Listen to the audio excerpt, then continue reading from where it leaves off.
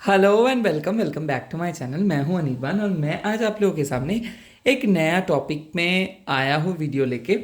ये वीडियो हम करेंगे सिंगल्स के लिए या फिर जो अभी तक जो रिलेशनशिप में नहीं आए हो उनके लिए। कौन है वो, मतलब आप किस पोजीशन पे अभी हो ये हम देखेंगे। कौन से चीज़ का दरकार है आपके लाइफ में हम देखेंगे, और उसके बाद हम देखेंगे आप कैसे पर्सन को अट्रैक्ट कर रहे हो। मतलब ये वीडियो आप ऐसे बोल सकते हो कि हु विल यू मीट, या फिर हु इज कमिंग, या फिर किस तरीके से आप अपने मैनिफेस्टेशंस को लेके आगे लेके जा रहे हो in order to get your boyfriend, या फिर in order to get your husband. मतलब आपके हस्बैंड को पाने के लिए या फिर बॉयफ्रेंड को पाने के लिए आप कैसे मैनिफेस्ट कर रहे हो। इसमें मैं, अगर मेरे को आए कि हाँ रिकन्सिलिएशन यानी कि कोई पास्ट पर्सन को मैनिफेस्ट कर रहे हो तो मैं बोलूँगा, बट ये वीडियो को मैं पहले ही पास्ट पर्सन के नाम पे डेडिकेट नहीं कर रहा हूँ, ये सिंगल्स के लिए बोल रहा हूँ। और जो लोग रिलेशनशिप में हो उनके लिए अगर ये वीडियो आपको लगता है कि हाँ ये वीडियो के साथ आप रेजोनेट कर पा रहे हो, डेफिनेटली ये वीडियो आपके लिए ही है। सेकेंडली ये जनरल रीडिंग है, तो जो जो चीज़ मैं बोलूँगा अगर ये आपके साथ रेजोनेट हो जाएगा तो डेफिनेटली ये रीडिंग आपके लिए ही है। यहाँ पे कंडीशन का बात मैं करूँगा तो उस वहाँ से आपको पता चल जाएगा कि अगर इस कंडीशन के साथ आपका कंडीशंस मिल रहा है तो डेफिनेटली आप ही का रीडिंग है।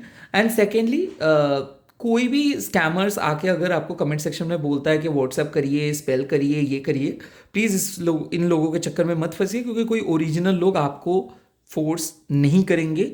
दरअसल साइकिक के पास आपको जाना पड़ता है, तो यही होता है चीज़। कोई आपको आके, कोई नहीं आपको फोर्स करके बोलेंगे कि नहीं मेरे को आपके रीडिंग करवानी है या फिर करना है, ये सब नहीं बोलता है कोई ओरिजिनल जो लोग होते। तो अभी हम लोग देखेंगे, तो चलिए वीडियो को लाइक एंड चैनल को सब्सक्राइब कर दीजिएगा। एंड सब्सक्राइब बटन के बाद ऑल बटन को ज़रूर दबाइएगा, क्योंकि अगर ऑल बटन को आप नहीं दबाएंगे तो पूरे सारे वीडियोस का नोटिफिकेशन आपको नहीं आएगा। ठीक है, तो एक बार चेक कर लीजिएगा कि ऑल बटन आप दबाइए, ऑलरेडी दबा है या फिर नहीं। ठीक है, तो मैं पहले देख रहा हूँ कि कंडीशन क्या है आपके सिंगलहुड का, कि आप कैसे सिंगल हो बुरी तरीके से सिंगल हो या फिर अच्छे से सिंगल हो। उसके बाद देखूंगा कि क्या करना ज़रूरी है आपको। ओके, यानी कि आपको कौन सी चीज़ करना है, और उसके बाद देखूंगा कि कैसे पर्सन को आप मैनिफेस्ट कर रहे हो या फिर अट्रैक्ट कर रहे हो। इजी है, समझ में आ गया। चलिए स्टार्ट कर लेता हूँ। तो आपके अभी क्या चल रहा है, आपके लाइफ में अभी क्या चल रहा है। ओके, आपके लाइफ में अभी क्या चल रहा है, मतलब सिंगल लाइफ पे। Okay, oh justice and nine of wands, oh nine of swords. Okay sorry, okay okay okay, got it, समझ आ गया। ओके, यहाँ पे आया है hermit. Oh my god, oh my god. Okay, justice, nine of swords and hermit. Oh, queen of swords and ten of wands. देख के ही बता सकते हो आप कि क्या चल रहा है आपके दिमाग में। देखिए, मैं बोल सकता हूँ आप में से बहुत सारे लोगों का ब्रेकअप हुआ है, या फिर हो सकता है एक तगड़ा ब्रेकअप, एक गंदा ब्रेकअप, और हो सकता है कि आपने कभी भी उस सिचुएशन को सोचे ही नहीं थे। जस्टिस का कार्ड मतलब क्या है कि जहाँ पे आपको जस्टिस नहीं मिला है, कोई आपको चीट किया है और आपको ऐसे सिचुएशंस पे लाके छोड़ा है जहाँ पे आपका नींद भी नहीं आ रहा है, ना आप किसी से मिल सकते हो, ना आप किसी के प्यार को महसूस कर सकते हो। जैसे कि मान लो आप बहुत डिप्रेस्ड हो और आप बुरी तरीके से सिंगल हो, क्यों? क्योंकि आप कमिटमेंट चाहते हो, बट एक पर्सन हो सकता है ये सेपरेटेड पर्सन है, या फिर एक मैरिड पर्सन थे, या फिर ये चीट कर रहा था, या फिर आपको ये कमिटमेंट दिया था बट शादी कर लिया किसी और से। तो ये सिचुएशंस आप में से बहुत सारे लोगों को मैं देख रहा हूं कि आप लोगों को कोई झूठ बोला था, कोई बहुत ज्यादा चीट किया था, और उसकी वजह से आज आप इस कगार पे खड़े हो, ना आप किसी से मिल सकते हो, ना आप किसी रिलेशनशिप के बारे में सोच सकते हो, और हमेशा ओवरथिंक कर रहे हो, और आपका नींद सही से नहीं आ रहा है। क्योंकि मैं यहाँ पे देख सकता हूँ कि द नाइन ऑफ शॉर्ट्स मतलब क्या है कि डेफिनेटली आप फील कर रहे हो कि आपके किसी के पास जाना है, बट आप उस चीज को रिमूव ही नहीं कर पा रहे हो, आप उसको भूल ही नहीं पा रहे हो, ऐसे सिचुएशन। सेकेंड है हर्मिट, आपको कोई पर्सन नहीं मिल रहा है, ना आपको कोई ढंग का कोई पर्सन मिल रहा है, या फिर जो भी लोग आ रहे हैं सब आपको फिजिकली मीट करना चाहते हैं। तो आप कोई भी सोशल मीडिया पे भी नहीं हो, तो आपका मैं कहना यह है कि जो आना है उसको आ जाना, वो आ जाएंगे, तो आप किसी को चेज नहीं करोगे।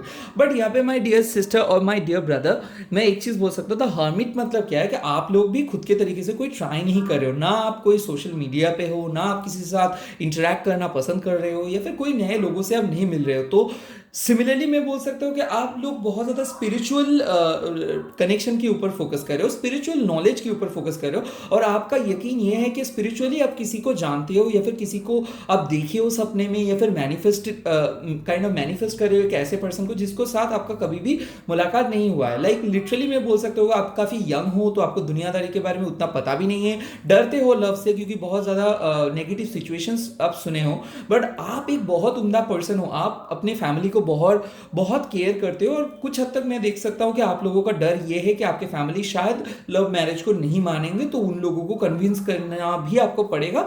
तो कुछ ऐसे रीजन की वजह से आप इस पे फोकस नहीं कर रहे हो, बट मन में आपका एक इच्छा है कि कोई पर्सन आए जो आपको एक्सेप्ट करे, जो आपको समझे, जो जिसके साथ आपका लव मैरिज हो। उसके बाद आता हो टेन ऑफ वंस, एक ऐसे रिलेशनशिप पे आप हो जहां पे आप नहीं रहना चाहते हो, जहां पे आपको पता है कि आप ही अकेले उसके लिए वेट कर रहे हो, वो आपको कांटेक्ट भी नहीं किया है, या फिर मैं देख सकता हूं कि वो एक टॉक्सिक पर्सन है जो आपको कमिटमेंट नहीं दिया है, या फिर आपको ऐसा लगता है कि आपको मूव ऑन कर लेना चाहिए, और इस वजह से आप सिंगल हो क्योंकि आप मन से तो इसके साथ मूव ऑन किए हो, बट अभी भी ऑफिशियली कोई पर्सन नहीं मिला है। तो हो सकता है इस पर्टिकुलर टेन ऑफ वंस को मैं बोल सकता हूँ, आप कोई फ्रेंड से पूछिए, या फिर कोई फ्रेंड से बोलिए मदद करने के लिए। हो सकता है आप जिस तरीके से इस दुनिया को देख रहे हो उस तरीके से शायद किसी को मिलना पॉसिबल नहीं है, क्योंकि आपको किसी ना किसी फ्रेंड को पूछना है, बट अभी आप किसी से नहीं पूछ पा रहे हो बिकॉज आपको बहुत ज़्यादा डर इसीलिए लग रहा है क्योंकि लोग क्या कहेंगे, कैसे वो नए पर्सन होंगे, क्या आपके साथ उसका कंपैटिबिलिटी मैच हो जाएगा। मैं देख सकता हूँ कि आप हमेशा लव रिलेटेड प्रॉब्लम्स को लेके बहुत परेशान थे, और इस चीज़ को आपको कभी भी समझ नहीं आता है। मैं देख रहा हूं कि आप एक मेच्योर्ड किस्म के पर्सन हो, जो बहुत लाइक हो सकता है कि आप 35 38 40 हो, बट फिर भी सिंगल हो। तो बहुत आप देखे हो कि आपके फ्रेंड्स का मैरिज हो जा रहा है, बट फिर भी आपका शादी नहीं हो पा रहा है। तो मैं देख सकता हूँ कि आप फाइनली अरेंज मैरिज के लिए हाँ बोल दे रहे हो, बट मन में एक शंका है कि क्या अरेंज मैरिज सक्सेसफुल होगा। बट अभी मैं देख रहा हूँ कि आप काम करते हो, इसीलिए बहुत ज़्यादा काम के प्रेशर की वजह से आपको टाइम नहीं मिलता है। तो आप ये चाहते हो कि कोई पर्सन आपके वर्क कम्युनिटी के अंदर ही आए, जैसे कि हो सकता है आपके कोलीग आपको कमिटमेंट दे रही है, या फिर हो सकता है एक पर्सन को आप पसंद करते हो जो आपके कोलीग है, बट उससे कोई रिप्लाई नहीं आ रहा है। तो कुछ ऐसे सिचुएशन में आप सिंगल हो, तो आप चाहते हो कि ठीक है, अगर घर में रिश्ता फिक्स्ड हो जाता है तो डेफिनेटली आप उसको हाँ बोल देंगे। तो ऐसा सिचुएशन चल रहा है। उसके बाद आता है क्वीन ऑफ शॉर्ट्स, लाइक आप कंप्लीटली सिंगल तो हो, बट मैं देख सकता हूँ कि आप डिवोर्स्ड हो, क्योंकि हो सकता है कि आपका सेकंड मैरिज के लिए आप वेट कर रहे हो, बट या फिर फर्स्ट मैरिज बहुत बुरी तरीके से टूट गया है, या फिर आपका अब जो पास्ट पर्सन है वो मर गए हैं, या फिर आपके वो गुजर गए हैं। तो हो सकता है कि किसी का डेथ की वजह से आज आप यहाँ पे हो, या फिर आपको काइंड ऑफ सिचुएशंस, आपके सिचुएशंस बहुत आपको अकेले किया है। हो सकता है आप बहुत इंडिपेंडेंट पर्सन हो, आप बहुत काम करते हो, बहुत प्रोफेशनली बहुत साउंडेड हो, बट पैसा तो सही है, समाज में भी आपका बहुत ज़्यादा नाम है, but when it comes to finance, या फिर मान लो कि when it comes to security, यहाँ पे आपको लगता है कि एक पर्सन अगर आपके साथ आएंगे, या फिर शादी के बाद आप किसी के साथ अगर काम करेंगे, या फिर आप अगर घर संभालेंगे, तो आपके लाइफ फुलफिल्ड हो जाएगा। बट सेकेंड मैरिज के लिए मैं देख सकता हूँ बहुत ज़्यादा तकलीफ आप महसूस कर रहे हो सकता है आप डिवोर्स्ड हो सकता है आप सेकेंड मैरिज के लिए वेट कर रहे हो, बट आपको अभी कोई नहीं मिल रहा है। ऐसा रहा सिचुएशंस आपके। तो अभी मैं देखूंगा कि आपको क्या करना चाहिए। लाइक आपके साथ अगर ये सिचुएशंस मैच करते हैं तो डेफिनेटली यही रीडिंग है। तो अभी मैं देखूंगा कि आपको क्या करना चाहिए। अभी यूनिवर्स आपको क्या करने के लिए बोल रहे हैं आपको। फर्स्ट यूनिवर्स आपको बोल रहे हैं कि मिसअंडरस्टैंडिंग्स। तो देखिए मैं देख सकता हूँ कि फ्रेंड्स के साथ थोड़ा सा आपको घुल मिलना चाहिए।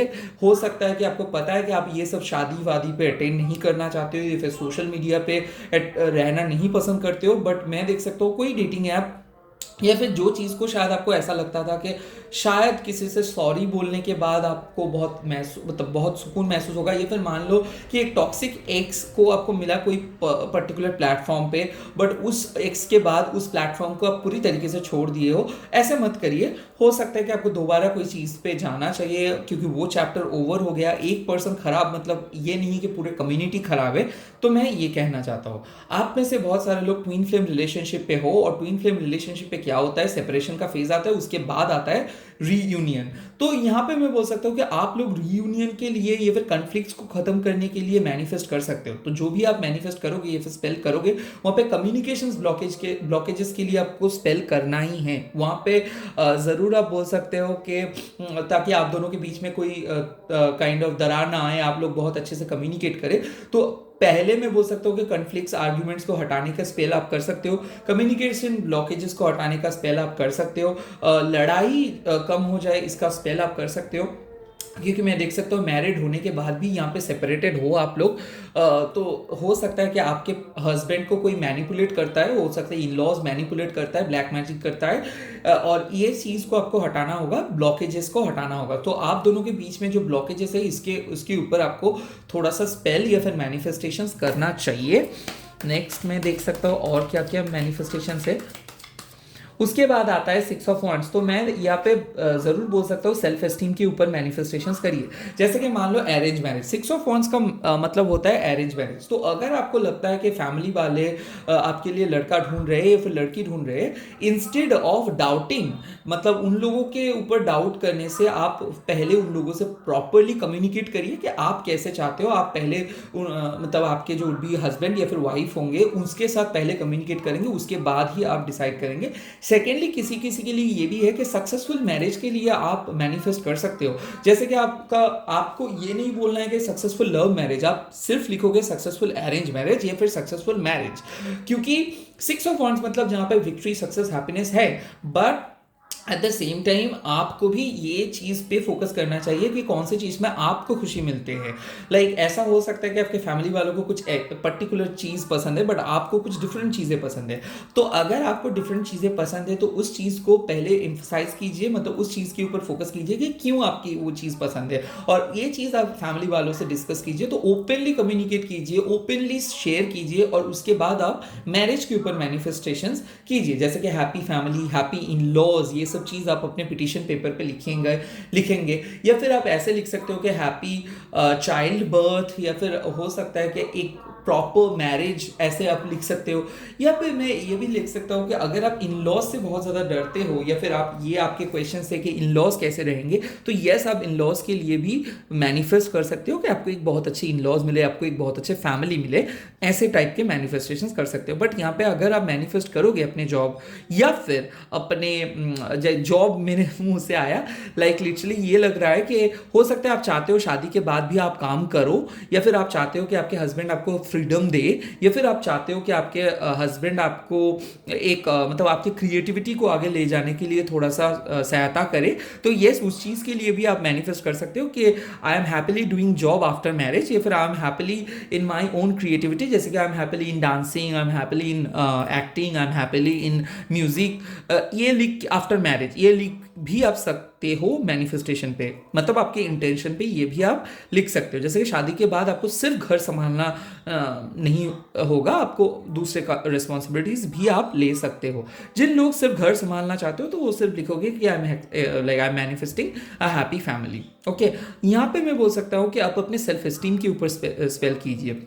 जो लोग सिंगल हो उन लोगों के लिए मैं बोल सकता हूँ कि आप अपने लो सेल्फ एस्टीम, जैसे कि मान लो मैं यहाँ पे देख रहा हूँ कि आप लोग बहुत जल्दी किसी के ऊपर डिपेंड हो जाते हो, बहुत जल्दी किसी को ट्रस्ट कर लेते हो, रिलेशनशिप पे जाने के लिए बहुत जल्दी में आप आ जाते हो, और सामने वाले पर्सन को लगता है कि आप बहुत जल्दबाजी में हो। तो ये सब चीज़ रेड फ्लैग्स है, तो ये सब चीज़ आप देखेंगे। सेकेंडली आप देखेंगे कि सामने वाले पर्सन आपको रेस्पेक्ट दे रहे हैं, वो आपके लिए आपको एक प्रॉपर तरीके से बिहेव करे, आपको एक्सेप्ट करे, आपके फ्लॉज को, आपके इम्परफेक्शंस को वो एक्सेप्ट करे। तो ये चीज़ पे आप लिखोगे कि रेसिप्रोकेशन, ये आपके लव मैनिफेस्टेशन पे जरूर रहेगा कि I want a reciprocated relationship, not that I want a love relationship. तो यहाँ पे ट्रू लव, ट्रू रेसिप्रोकेशन, इस सब चीज को आप लिखोगे। ओके, अगर आप सिंगल हो तो अभी देखूंगा कि और क्या क्या मैसेजेस आ रहे हैं आपके लिए, कैसे मैनिफेस्ट। वाह, 6 ऑफ पेंटिकल्स, एंड इसका मतलब है लॉयल्टी। तो मैं यहाँ पे जरूर देख सकता हूँ कि आप लोगों का कार्मिक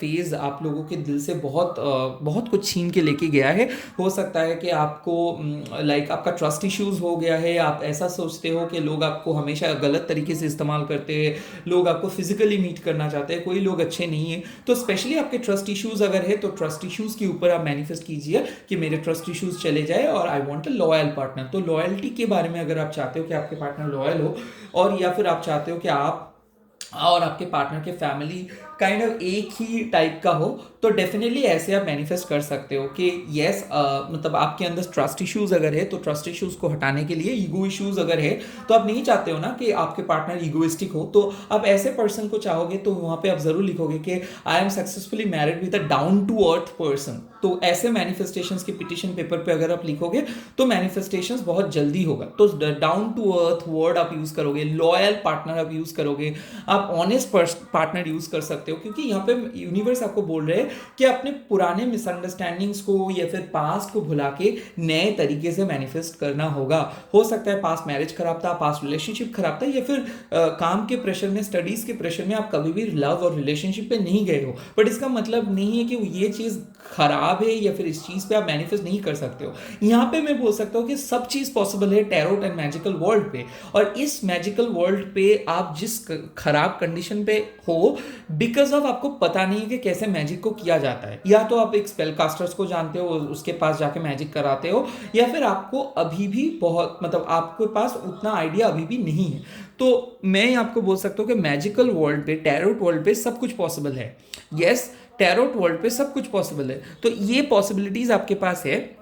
एक, जो लोग रिकॉन्सिलिएशंस चाहते हो तो आप अपने कम्युनिकेशन ब्लॉकेजेस के ऊपर फोकस करो, और पिटिशन पेपर पे ज़रूर ये चीज़ लिखिए कि मेरे हस्बैंड और मेरे बॉयफ्रेंड या फिर मेरे लवर, मेरे गर्लफ्रेंड या फिर मेरे वाइफ मेरे से बहुत अच्छे से बात कर रहे हैं, हम लोग झगड़ नहीं रहे और हम लोगों के बीच का जो कम्युनिकेशन प्रॉब्लम था वो सॉल्व हो गया है।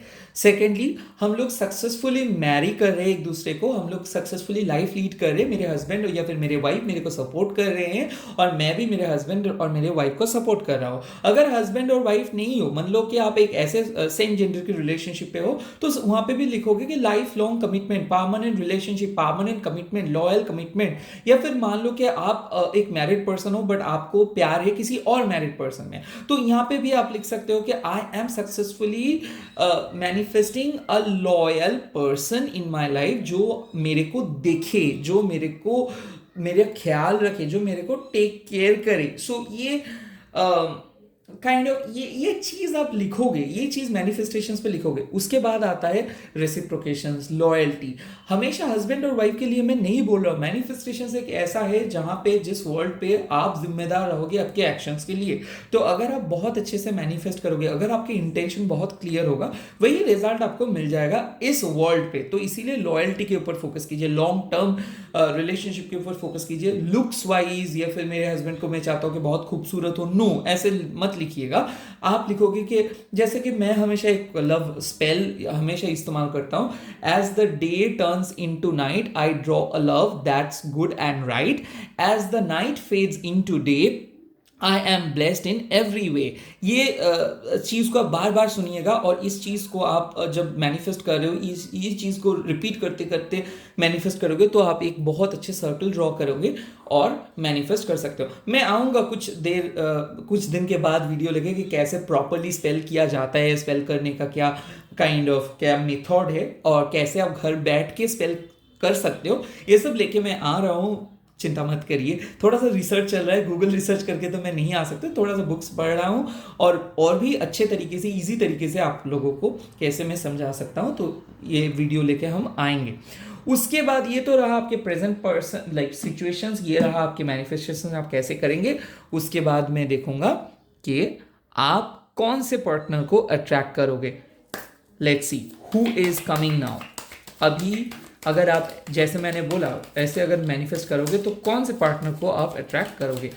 तो पहला पार्टनर देखो, सन आ गया, मतलब एक बहुत अच्छा पार्टनर जिसका जोडियक साइन हो सकता है लियो, जिसका जोडियक साइन हो सकता है एरीज, जिसका जोडियक साइन हो सकता है टॉरस, जिसका जोडियक साइन हो सकता है लाइक स्कॉर्पियो।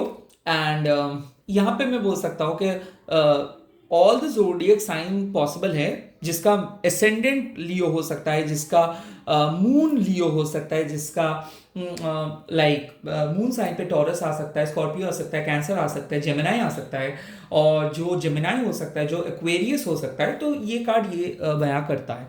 तो बेसिकली इसका जो इनिशियल हो सकता है, पहला ही आ रहा है SANN, उसके बाद जो नेक्स्ट इनिशियल आ रहा है E, उसके बाद जो नेक्स्ट इनिशियल आ रहा है ZUS, अगेन एस आया, तो मेरे ख्याल से डबल एस भी उसके नेम के अंदर रह सकता है, या फिर मैं देख सकता हूँ कि उसके नेम के अंदर सन SUN रह सकता है, या फिर उसके नेम के अंदर मैं देख सकता हूँ कि BH भी हो सकता है। तो बेसिकली ये पर्टिकुलर एक टाइप के पर्सन होंगे जो बहुत ही फाइनेंशियली एस्टैब्लिश्ड, जो आपसे उम्र में थोड़ा सा बड़े होंगे, जो एक गवर्नमेंट एम्प्लॉय हो सकता है, जो एक खुद का एंटरप्रेन्योर हो सकता है, जो एक पॉलिटिकल पर्सन हो सकता है, जो एक फेमस सेलिब्रिटी भी हो सकता है, जो एक मैं बोल सकता हूँ जो एक खुद बहुत एक सेल्फ मेड पर्सन हो सकता है, जिसका फॉरेन में भी बहुत ज़्यादा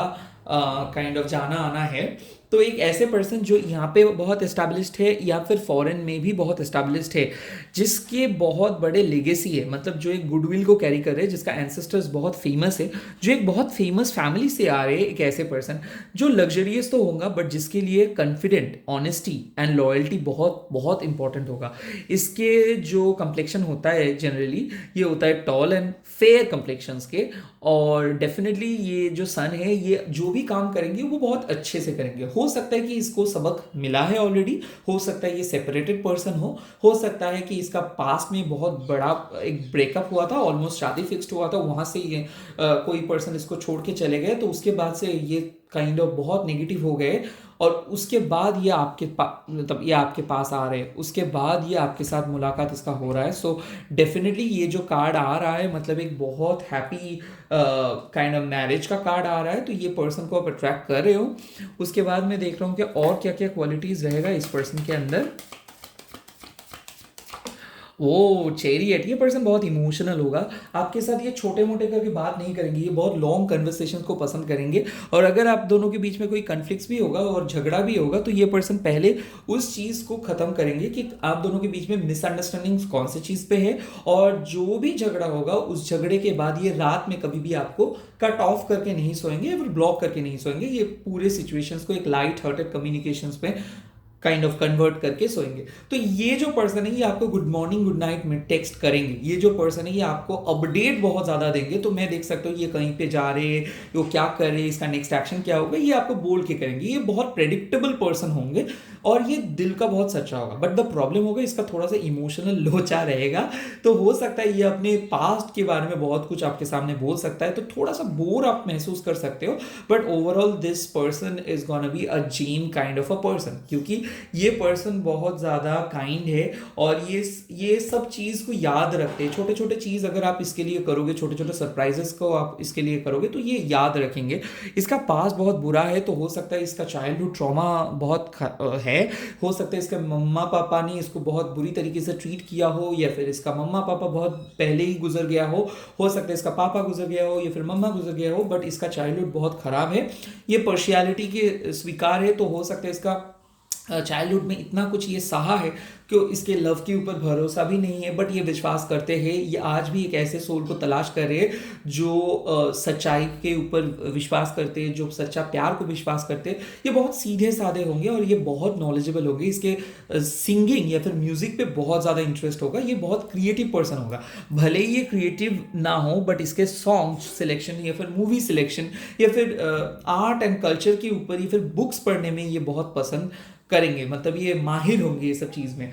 हो सकता है ये एक मतलब होता है ना, जो हम लोग इंडोर में जब पार्टी काइंड ऑफ सेलिब्रेट करते हैं, तो ये एक पार्टी पॉपर भी हो सकता है। मतलब बहुत अच्छे से ये होस्ट कर सकते हैं, तो ही कैन बी और she can be a good host.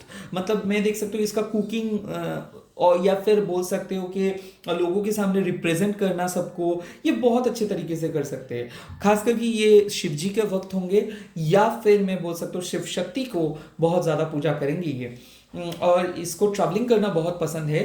हो सकता है ये एक एनआरआई पर्सन हो, या फिर हो सकता है ये रहता है कई जगह पे और काम करते हैं कई डिफरेंट जगह पे, तो ऐसा हो सकता है।